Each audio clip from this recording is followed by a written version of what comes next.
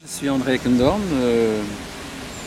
J'ai le plaisir de vous présenter le livre que j'ai écrit pour les Mulhousiens, pour leur faire comprendre et, si possible, aimer l'histoire de notre ville,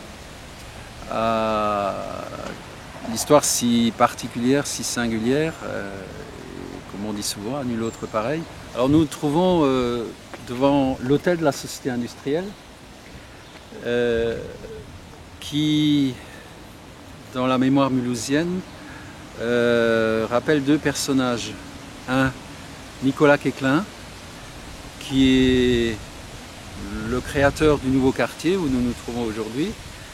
La société industrielle, le bâtiment de la société industrielle était son hôtel particulier et il a fait don, dans des conditions un peu particulières, de ce bâtiment à la société industrielle au moment de sa création en 1826.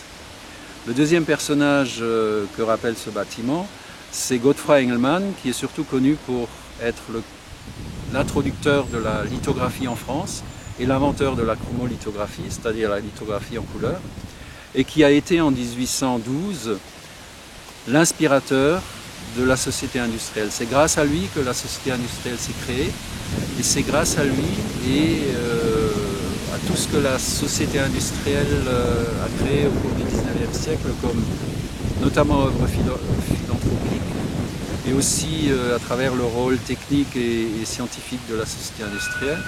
C'est à lui que Mulhouse doit, pour l'essentiel, toute une série d'actions qui ont fait la richesse de Mulhouse et qui ont valu à Mulhouse le titre de Mulhouse, capitale de l'industrie française, en 1828, lors de la visite de Charles X. Nous redonnons maintenant le contrôle de votre appareil de télévision jusqu'à la prochaine émission de... Le furet mulhousien.